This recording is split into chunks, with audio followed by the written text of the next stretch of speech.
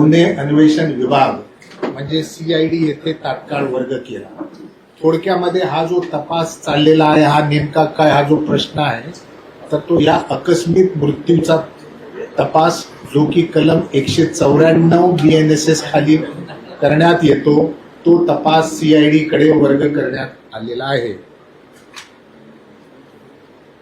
सदरील आकस्मिक मृत्यूचा तपास पोलीस अधीक्षक गुन्हा अन्वेषण विभाग पुणे पथक हे करीत आहेत। आता प्रश्न आहे की या तपासाचा उद्देश काय आहे। या आकस्मिक मृत्यू मागे घातपात आहे का, हा त्या तपासाचा एक उद्देश आहे। म्हणजे घातपात आहे का याचा तपास। त्याचप्रमाणे याच्यामध्ये क्रिमिनल निग्लिजन्स म्हणजेच रॅश ऑर निग्लिजंट ऍक्ट जो आपण म्हणतो हा आहे का, हा सुद्धा त्या तपासाचा एक भाग आहे। आणि तिसरा आणि महत्वाचा भाग आहे की याच्यामध्ये कोणते गुन्हेगारी कृत्य घडलेले आहे का, ज्याला आपण इंग्लिशमध्ये इल्लिगल ओमिशन म्हणतो, किंवा इतर कोणते गुन्हेगारी कृत्य घडलेले आहे का, हा या तपासाचा स्कोप आहे।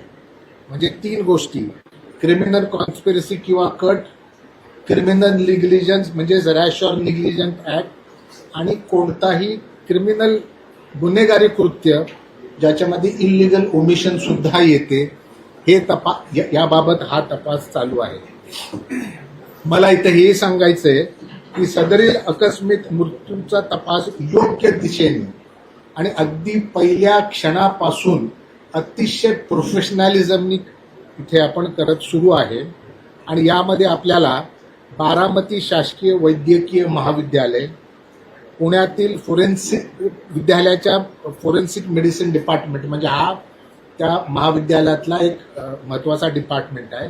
त्याचप्रमाणे पुणे येथील forensic science lab, aviation authorities आणि इतर एजन्सीज, तसेच आपल्या केंद्रातील अनेक संस्था या तपासामध्ये आपल्याला सहकार्य करत आहेत। त्याचसोबत जे एअरक्राफ्ट ऍक्सिडेंट इन्व्हेस्टिगेशन ब्युरो आहे, ज्याला आपण AAIB असं म्हणतो, यांच्याशी सीआयडीचा सातत्याने समन्वय सुरू आहे। आणि AAIBचा तपास संपल्यानंतर त्यांचा अहवाल आपण प्राप्त करून तो सुद्धा आपल्या या ADR म्हणजे आकस्मिक मृत्यूच्या तपासामध्ये त्याचा निष्कर्ष सुद्धा लक्षात घेणार आहे।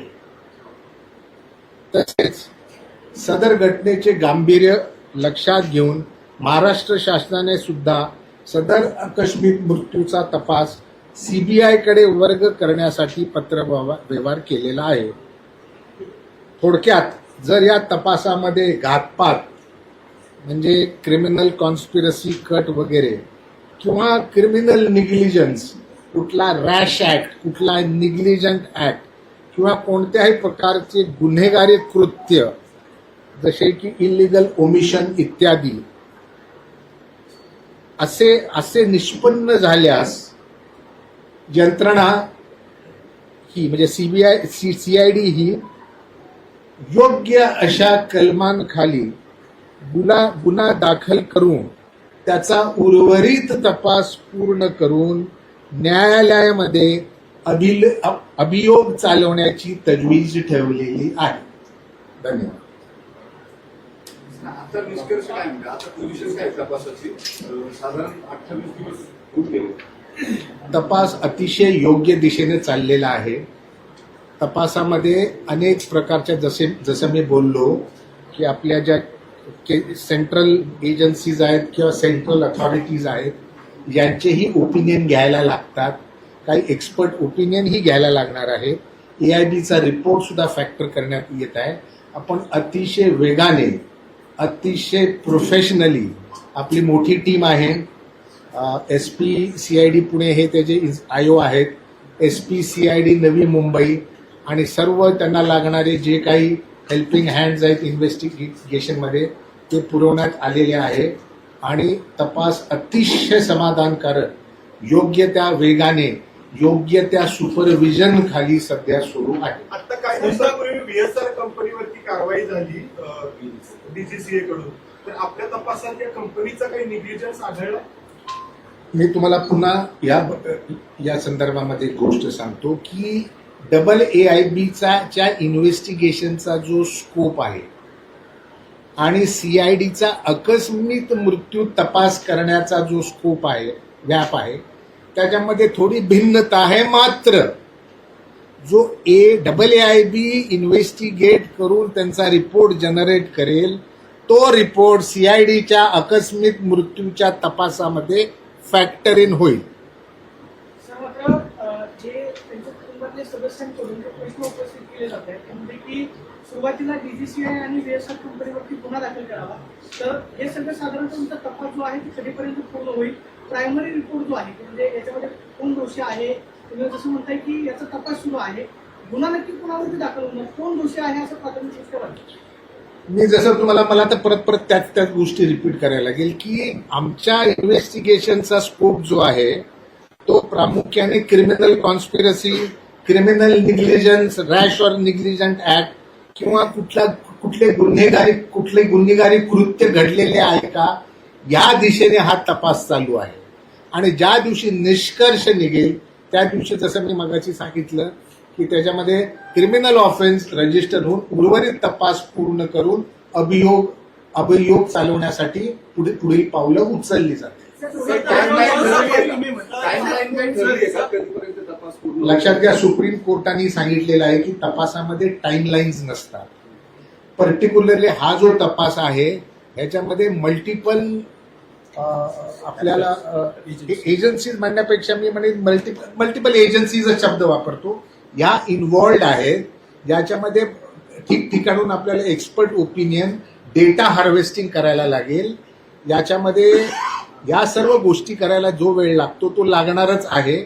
मात्र मी तुम्हाला खात्रीशीर सांगत आहे की तपास अतिशय योग्य वेगाने आणि अतिशय योग्य दिशेने चालू आहे. आतापर्यंत डिटेल काय कलेक्ट झाले त्या अपघातासंदर्भात आणि तुम्ही म्हणले घातपात किंवा कट असण्याची शक्यता असू शकते? असू शकते असं म्हटलेलो नाही, आम्ही क्लिअर करतो. मी त्या दृष्टीने तपास करत आहे हे मी सांगू इच्छितो. याचा स्कोप तो आहे. सर, प्रायमरी तपास घात की अपघात याच्यावर सगळं सुरू आहे. हे बघा, ज्या वेळेला काही निष्कर्ष होईल, निष्कर्ष ज्या वेळेला निर्माण होईल तेव्हा कायद्यातल्या पुढच्या प्रक्रिया राबवण्यात येतील. 28 दिवसात आतापर्यंत तपासात कोणत्या गोष्टी तुमच्या समोर आल्या? आमच्या समोर बऱ्याच काही गोष्टी समोर आलेल्या आहेत, म्हणजे बरेचसे पुरावे समोर आले आहेत. गोष्टी हा शब्द मी वापरणार नाही. आणि जसं जसं अजून पुढे आमच्या समोर अधिक पुरावा येतील आणि निष्कर्ष निघेल तेव्हा नक्कीच तो तो आतापर्यंत मी तुम्हाला पुनश्च सांगतो, आम्ही भरपूर पुरावे गोळा केलेले आहेत. जे उर्वरित आहेत तेही लवकर गोळा करण्यात येतील. लागणारे जे टेक्निकल रिपोर्ट्स आहेत तेही मिळवण्यात येतील आणि त्याच्यानंतर निष्कर्ष काढण्यात येईल. सर, मुंबई विमानतळावर स्पेसिफिक मुद्दे रेज केलेले आहेत, ज्याच्यामध्ये त्यांनी एकतर विमान नादुरुस्त होतं का याबद्दल म्हटलेल्या, दुसऱ्या हवामानाच्या क्लिअरन्स बद्दल मुद्दा उपस्थित केलेला आहे की तो कोणाकडनं दिला गेला, हे आपल्या इन्व्हेस्टिगेशनचा भाग तुम्ही घेतलेला आहे का? ऐकून घ्या, याच्यामध्ये जी AAIB ही जी एजन्सी आहे त्यांचा एक स्कोप ऑफ इन्व्हेस्टिगेशन आहे. तो झाल्यानंतर एक रिपोर्ट फर्निश होईल जो आम्ही आमच्या तपासामध्ये फॅक्टर इन करणार आहे. या अर्थाने ते म्हणतायत की त्याच्यातला फक्त याचा मुद्दा नाही, कॉन्स्पिरसी या अँगलनी ते मुद्दा म्हणतात. म्हणजे टेक्निकल अस्पेक्ट AAIB कडनं इन्व्हेस्टिगेट होतील, ते कॉन्स्पिरसी या अँगलनी या मुद्द्याबद्दल बोलतात. त्यामुळे क्लिअर नाही. मी शेवटचे 3 प्रश्न घेणार आहे.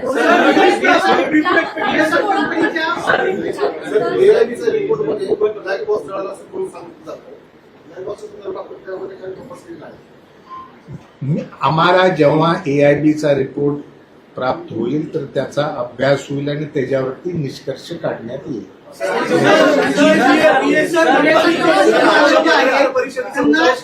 केवळ प्रोसिजर इलॅबोरेट करण्यासाठी पत्रकार परिषदे की काही फॅक्ट्स आपण त्याला सांगणार आहोत? नाही, आजच्या या पत्रकार परिषदेचा उद्देश हा आहे की नंबर 1, सीआयडी नेमका कोणता प्रकारचा तपास करते, त्या तपासाचा स्कोप काय हे क्लिअर करण्यासाठी. नंबर 2, सीआयडीच्या तपासाची गती आणि प्रोग्रेस हा काय आहे याच्याबद्दल जर कुणाच्या मनात शंका असेल तर तुम्ही क्लिअर करतो की आपण योग्य दिशेने योग्य प्रकारे जात आहोत आणि आपल्याला जे काही पुरावे गोळा करायचे होते ते आपण झपाट्याने गोळा केलेले आहेत आणि उरलेलेही केले जातील. आता लास्ट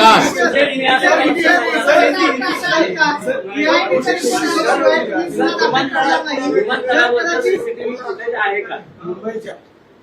जे काही एव्हिडन्सेस अवेलेबल आहेत त्यातले बरेचसे कलेक्ट झालेले आहेत, उरलेले कलेक्ट होतील.